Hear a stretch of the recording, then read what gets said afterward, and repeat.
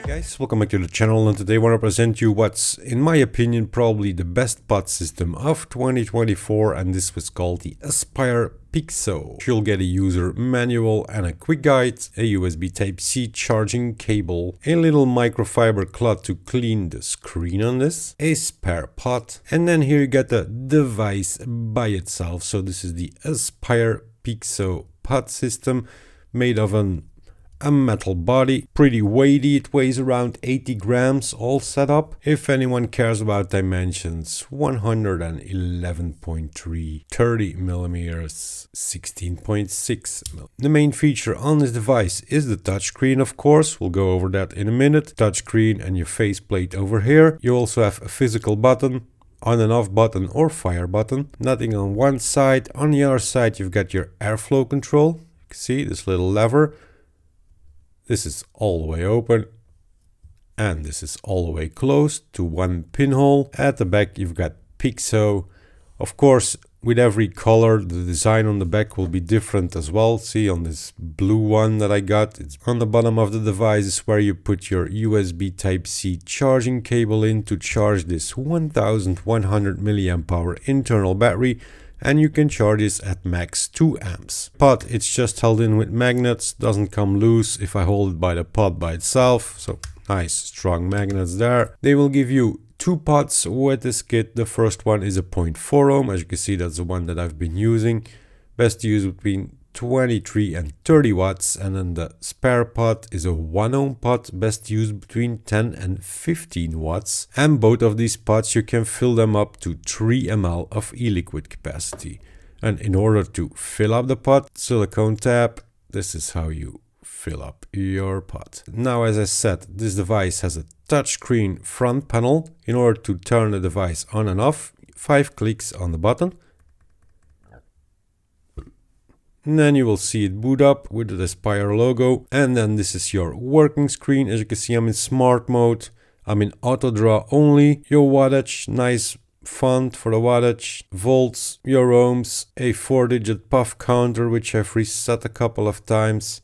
And then vape time. And what I also like is battery in percentage.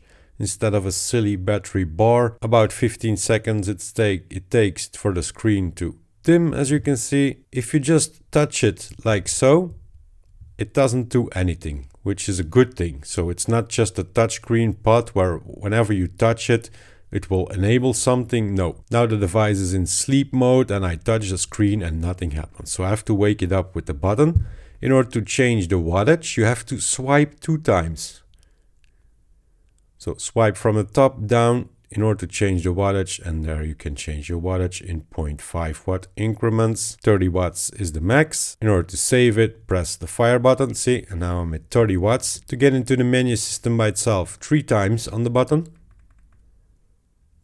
And there you can go into your modes. So output modes, you've got smart or wattage mode. I'm in smart mode. It gives you a recommended wattage for the coil or pod that you're using. Then you got AB mode. That means the button. So I'm in auto draw only. So when I press the button, it doesn't fire, but you can select that it fires with the button only, or you can have auto draw and button activated. Me personally, I'm a fan of auto draw, so I keep it at auto. Puff record, yeah. I've reset it a couple of times, but it records all your puffs on one day. So empty again. Then vibration, I turned this off on mine because as of stock it came with the vibration on. And every time I select something, it vibrates, so I just turn it off. The screen brightness, as of stock it will come maxed out. I turn it down a little bit and the screen time that it stays on is 15 seconds. The theme, you can select 3 themes on this device. This is the one that I showed you. When I press on the screen, this is theme number 2, sort of like a graffiti style, an old school, or you can have this theme as well. So it's up to you, whatever one that you like. Let me select this for now.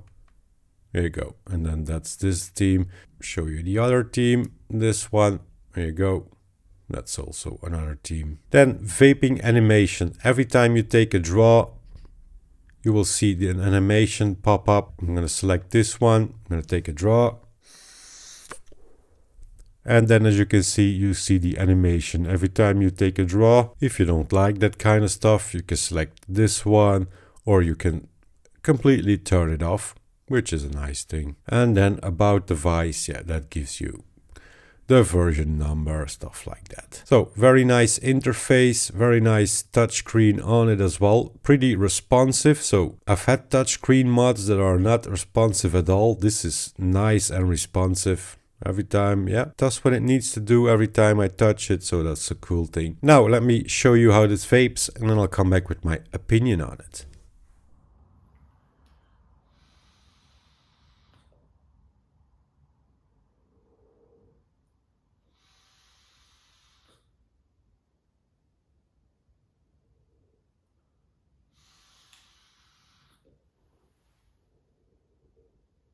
So you saw me vape this at 26 watts in smart mode, recommended wattage for this 0.4 ohm coil. Of course, on Aspire products, the flavor on the pods and coils is absolutely great. Never had anything to complain about flavor on Aspire products. So the airflow, yeah, you can dial it in. I keep it like this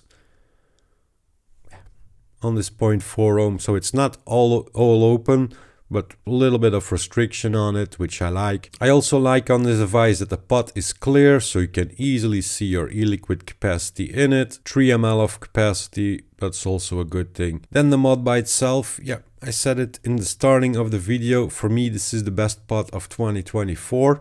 Well, it is. Yeah, I like this device. I don't know why. You can say touchscreen, is that really necessary on a pod system? No, it's not necessary, but it's a cool feature. And especially if it works as good as this one. That's what I mean. When you just use it normally, the touchscreen won't even bother you. The only thing you have to do to change your wattage is swipe 2 times. But for the rest, if you touch it, nothing will happen. It's only when you go into the menu system that everything is touchscreen. And you can select themes, you can select animations, vibrations, you can select a bunch of things on it, which is a nice thing. Yeah, everything is touchscreen these days. I mean, I scroll on my phone for hours on a day. My Apple Watch is touchscreen, so everything's touchscreen. So there's no point of complaining about something being touchscreen. It's just how it is these days. 1100 milliamp hour internal battery, yeah, that's very decent.